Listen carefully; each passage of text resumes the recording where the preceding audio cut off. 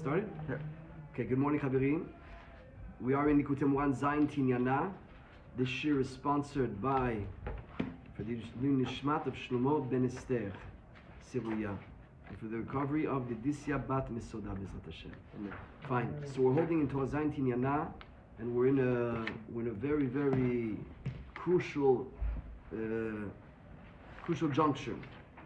We're speaking about the avodah of the tzaddik, how he gets people to move. Of course, always to keep in context that the tzaddik has a real pity on the world, that the world should not sin. That's the worst thing. The way he does that is he gives knowledge. But now we're going a little bit deeper, what kind of knowledge he's getting. Of course, when you give knowledge, you get knowledge, makif. So when you're teaching, you get downloads. When you teach what you know, you understand new things. That we said in the past shirin. The tzaddik, when he teaches what he knows, well, he's at the ultimate summit of knowledge in this world. So what he ends up getting is the knowledge of the next world.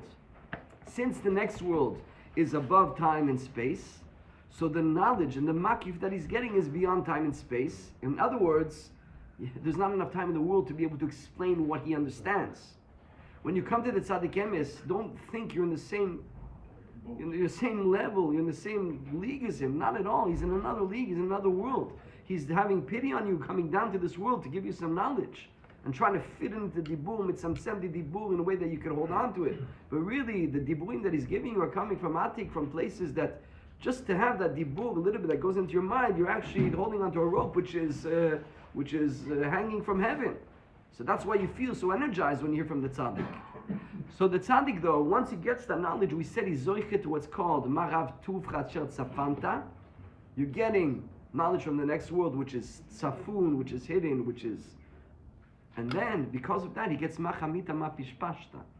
Because you're tapping into there, you become very small, and you become very humble, and you start to realize that, wow, I have a long way to go. As much as I've done in this world, I haven't begun to move. There's a person that's walking in the desert, and he sees he's thirsty, so he sees a stream of water. And when he comes to the stream of water, he realizes it wasn't there, it was a mirage. His mind created an illusion. And really the real stream is 10 miles ahead. So when he thought he was close, he thought he was very close. Then when he gets closer, he realizes he's very far. You think that you know until you realize what you don't know. When we open a whole new world, you've gotten to all the knowledge that's possible in this world. Now we open a whole new universe, which is endless. And so then you start to feel a little humble. Machamita, mapishpashta. So Hashem does to the tzaddik what the tzaddik will do to you after. Hashem, the tzaddik, realizes compared to Hashem, what does he know? Zero. Because of that, he has this in his pocket. And he lives it, and if you live it, you can give it over. So the tzaddik now, when it comes to his talmidim, he does two things. And this is called kol. The tzaddik is called kol b'shamayim u'ba'aretz. He's able to deal with the lofty people and the lowly people. He's able to deal with the darimane and the darimate. He's able to deal with the olam ha'elyon and alma tachton, upper worlds, lower worlds. Shamayim u'ba'aretz, heaven and earth. He's able to be mekayem both, deal with both type of people. Like we said, some mashpim, some tzaddikim can only deal with the elite. They can't go down a level. And some can only deal with the simple people. They don't have what to give to the elite. So the tzaddik emes has to be able to deal with both. Like we said, Moshe Rabbeinu has to deal with a water carrier and give him the strength to serve Hashem. And he has to deal with Aaron HaKohen to make Aaron Kohen feel like he hasn't started. Yesterday at the Rosh, but we're telling the story of Rabbi Yudah. Rabbi Yudah was a Rebbe. He was a tzaddik in his own right. He came to Rabbeinu, he came into the room, he said, Yinamdenu Rabbeinu derech Hashem. The Rebbe should teach us the way to serve God. Rabbeinu took off his veil of Yirat Shamayim. Listen to yesterday's class. The tzaddik hides his energy, he hides his light, he hides his aura. Moshe Rabbeinu had to wear a mask, otherwise people wouldn't be able to come. So the tzaddik, to allow us to come close to him, he hides his light. If we say that the tzaddik is connected to the next world, you know what he has access to? You know what he could shine on you?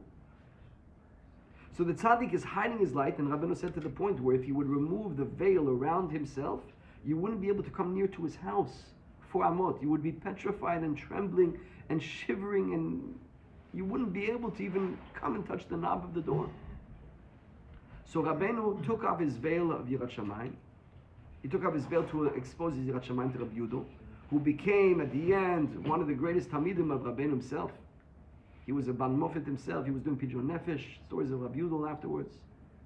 And Rabbi Yudo, he told him, Ladat ba'aretz darkecha. You're asking, Yilamdenu Rabbeinu derech Hashem. Teach us the ways of Hashem. The derech, the path. And he quoted a pasuk we say every day in Shachris and Tehillim. Ladat ba'aretz darkecha. You're in the mud. You're in Tavot. You're full of physicality. And you would like to start to know about lofty concepts? It doesn't work like that. Rabbi Yudo should be in the Haaretz. Alvai we should have the merit to look at Rabbi Yudo. Rabbi Yudo is Kodesh Kodashim. He's a Rebbe in his own right. He's a tzaddik. And I said that Rabbi Yudo became so scared, he became petrified. I think he started to cry. See the exact language of the story. And then Rabbeinu closed the veil, was masbir lo panim, started to smile to him. Why are you scared? Come, my son. You know, I give him a kiss, it's okay, everything, what's wrong? I'm just a little smarter than you, don't be scared. And Rabbi Yudo started to take a little bit of confidence and feel better, he stepped back there, and then Rabbeinu did it again. He did it again, and then Rabbeinu again went to the corner. And he did it 2 or 3 times like that until Rabbeinu he left the room, said, okay, this is my place, I'm never leaving here. Drop everything, I'm moving here. And he came to live next to Rabbeinu. And he dropped everything. He became... I don't understand, you're saying he scared him, or he showed him like he showed him, what I wanted to explain to you is that what is Yirat Shamayim of Rabbeinu? When you start to realize how lofty he is, how holy he is, if Hashem would start to show a little bit what's really doing in this world, do you think people would be walking around with all of their kavod and all of their gava and feeling so? 1 second, Hashem in 1 second, in one moment when Mashiach can come, with one little movement. Remember COVID, one day of COVID, the first days, how people were petrified, what's going to be? It's a Sof HaOlam. That was nothing, it's a joke. Hashem in 1 second, the tzaddik in 1 second can show you his lofty level, and because of that will fall in the person a tremendous yira, fear of heaven, but it's really a fear, it's not a punishing. Moshe Rabbeinu wouldn't punish anybody. He's not allowed to punish, only Hashem can punish. So why were people scared? There's a marsha that says that in Masechet Berachot. Why were people scared of coming close to Moshe Rabbeinu? Yirat romimut, awe of the greatness. There's 2 types of fear. One is fear of being punished, and that's the entry level, and most people stay there, and it's very important. You do a mistake, there's a consequence. Please don't do avirot. If you did an avirah, fix it. Do tshuva. Hashem wants to forgive you. But then there's another level of starting to realize you start to realize the truth of reality and the truth of Hashem. And it's not anymore theoretical, it's real, you're living it, and that gives you a real fear. That gives you also a lot of momentum to be able to improve yourself and to go forward. Because you were a little bit complacent, you're patting yourself in the back. I'm doing pretty good. What do you mean? You know, I learned Torah, I know the Shas, I learned even Zohar, Kitva Arizal, Rabbi Yudo Nukiad Arizal. I have students, I have Talmidim. We want to know the ways of Hashem. What do you know the ways of Hashem? You haven't begun. Rabbeinu once said that even Rabbi Natan and Rabbi Naftali, Rabbeinu, at a certain point, and it's connected so much to this Torah, he started to deal with the maskilim of Uman. In the time of Rabbeinu, there was the beginning of the Reform movement, which caused so much havoc in the world. Baruch Hashem, you know, us in the Sephardi countries, we didn't have that. We had people that fell for Tavot, but we didn't have anybody who wanted to change the Torah, to uproot the Torah. Even the guy would come to shul, he wasn't how he was, but the rabbi was the rabbi. And the guy is very low level, but he kisses the hands of the chacham. We never want to uproot the Torah. Yeah, there's tavot, there's onam hazeh, there's difficulties, and I have an attraction, but I believe in God and I believe in the rabbi, and why should I become like that? I remember when I was a kid, the old Moroccans would say, Kashem nu pardon. They would do things and they would say, Hashem should forgive us. That goes in a kid's mind. Why? That means you're not supposed to be doing what you're doing. That means you really believe. That means you're just falling because you can't overcome it. Wow, that sticks with a kid. It stuck with me. So, but there are people that try to uproot. They thought that all the persecutions and the pogroms were because that we're too different. Let's be a little bit, let's merge with the Goyim. Let's take away some differences. And to the point where they became one generation. Maybe the intention was maybe good at the beginning, but then it became a big mess at the words. They didn't follow Chachamim, and it became a havoc. The place where the Maskilim had their headquarters. One of the places was Uman. So they started to come to Rabbeinu, and Rabbeinu at the beginning, they came to attack Rabbeinu, and they became karuch after Rabbeinu. They became lovers of Rabbeinu, followers. And Rabbeinu never really spoken about Hashem. He had all kinds of ways, which are going to speak together, how he dealt with them, to the point where many of them did Shuvah. And once Rabbeinu was, he was spending a lot of time with them. They were playing chess together. Rabbeinu would spend time playing chess with them. Rabbeinu has time to play chess. And there was a dibur from Rav Naftali and Rav Nosson. How are you spending so much time with them? Like you should be spending time with us. And the dibur of Rabbeinu is, you are domeh to me. So I think a Gemara. You're like your relationship to me, Rav Nosson. That Rav Nosson said, Rabbeinu said, nobody understands me at all except Rav Nosson and Rav Naftali a little bit. And so the Bresler was wasn't sure how to mefarish that. Was it Rav Nosson understands fully and Rav Nosson a little bit, or both of them a little bit? Who really understands Rabbeinu? Rabbeinu said, out of all his Talmidim, it's Rav Nosson. He tells Rav Nosson, you're domeh to me like a klipat shum on my shoulder that I just blow in and flick it away. You never had a garlic? A garlic has a little paper peel on top over there, the first one, and that's like nothing. It's like doesn't stick to you at all. It's so far removed from your essence. Imagine you have a peel of garlic on your shoulder and just get it away. Rabbeinu told Rav Nosson, that's what your relationship with me is. And Rabbeinu said on Rav Nosson that if I didn't have him, I wouldn't have one book left, and nobody understands anything. And now finally I have a Talmud. So he's able to tell to Rav Nosson, don't think we're as close as you are. You have him the gun. But how does Rabbeinu give that to Rav Nosson? Because Rabbeinu gets that from Hashem himself. As close as you are the Mashiach, you're the Tzaddik Emes. And again, Rabbeinu wasn't the Mashiach. He did everything the Mashiach could do, but he said clearly that it wasn't the time for the Mashiach. If there would have been Mashiach, it would have been Rabbeinu. So the Mashiach, when it comes to close, there's not a closer person than Moshe Rabbeinu. There's not a closer person than the Mashiach. And he still feels like there's no real connection between me and Hashem. So since the tzaddik gets that feeling from Hashem, he's able to give over that feeling to his talmidim. So that's what it says here, that the tzaddik is giving over this concept, this hasaga of called ma. And if we look together in Not Zayin, a little bit lower, it's in bold. You see over there the word ma. Ma chamita ma pishpashta bichinat aye mekom kevodo. Now you know the secret what the Breslevers are screaming aye. What is aye mekom kevodo? The angels that are in the highest lofty places, when it comes for them to scream, to praise Hashem, what do they say? Aye. Where's Hashem? You don't know where Hashem is? You're in the next worlds. You're a lofty angel. You have no physical body that's preventing you from coming close to Hashem. And the angel, he's the one that says, Aye mekom kevodo. We don't know where Hashem is. So as great as you are, you don't know. And that's very important. It's very important for anybody who's in Avodat Hashem to know as much as you know you didn't begin. You didn't start yet. Torah Vav, it speaks about this as well. When things are going good, don't stop. Now it's time to push. When you're down and you're broken, we got to pick you up, not to let go. And there's going to be another asaga, which is right now. That's called Aye, Mikom Kivodo. I'm looking for you. I don't know where you are. Imesak Shamaim Shamata. In Torah Vav it says, if you get to the heaven, Shamata. You're still far away. Sham. Sheol Sheneka, Sheol Hineka. But in the pits, in hell, God is right there with you. Meaning the high person has to feel, you don't know. You know how it's becoming alive, this Torah? I'm telling you, it's going to come alive now. We're already now almost 20 shir min. It's going to come alive. Keep at it.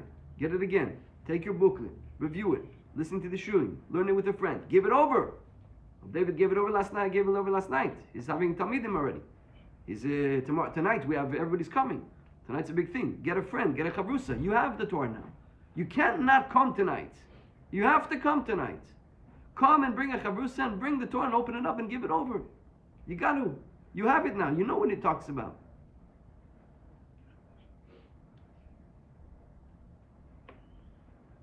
ולהפך, צריך להראות לדרימטה, שאדרבה מלוא הארץ כבודו. Now, the tzaddik, that's one job. The second job of the tzaddik, what was I going to say? That the Torah is coming alive. It's coming alive. You know how it's going to come? These concepts will start to come alive by you. Like John told us yesterday, with his employee, the Rachmanut. Somebody else came to me yesterday, he started joining our Shir Gemara. And he told me, I've been learning Gemara alone for so long. Now I realize that I don't know a thing. I thought I understood it. I realized after the Shir, you're going so fast, you're explaining it, I realized that I don't know anything. I said, don't you realize that that's very good that you don't know anything. You just graduated. When you thought you know, you're very low. When you don't know, you're very high. If you're feeling you don't know, that's actually a very good sign. You're on a higher level. You're on a level, you're starting to grow. Now, the tzaddik can't suffice with that, because there's a lot of people that don't need that. You start to tell them you don't know a thing, you're zero, you're very far from Hashem. Tell that to some people, they're not gonna hold on. They're gonna be long gone. Thank you for telling me that. Where's the exit? So here says Rabbeinu, ולהפך, צריך להראות את הרמטה, שאדרבה מלוא כל הארץ כבודו. There are people darimata. There are people that are broken. There are people that want to give up. There are people that want to jump off a building. The tzaddik has to show them melo kol haaretz kevodo. It's the second thing what the angels say. Moshe.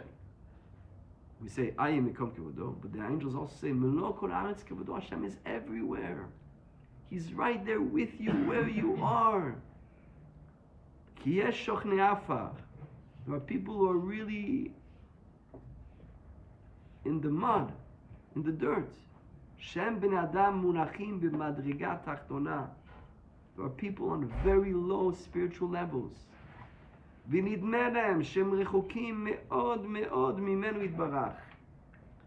feel like they're extremely far from God.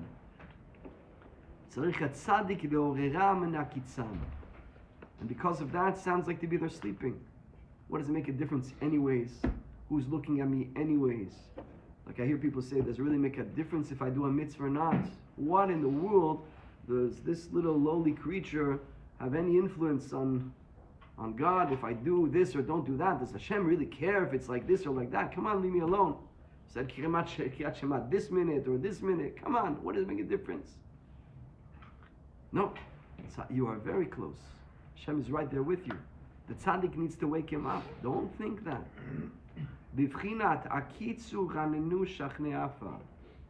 Wake up, sing. The ones that are shochne afar. You know what's amazing? The singing over here. Yeah. Hakitzu ranenu shochne afar.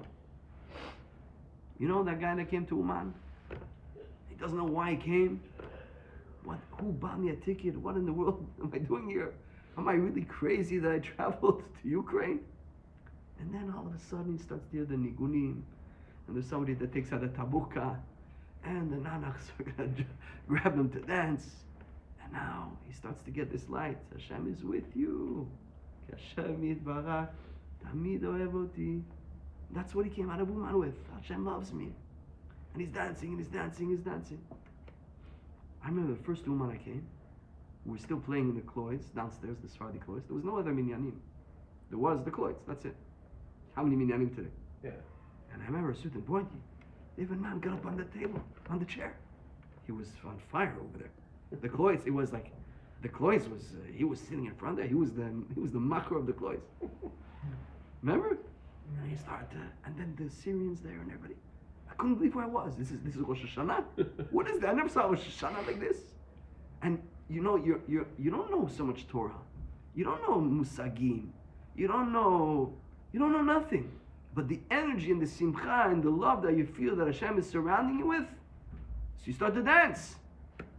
That's asaga of Meno Kol Haaretz Kevodo. Well, I thought it was so esoteric, this Torah. I see it's alive. You come back.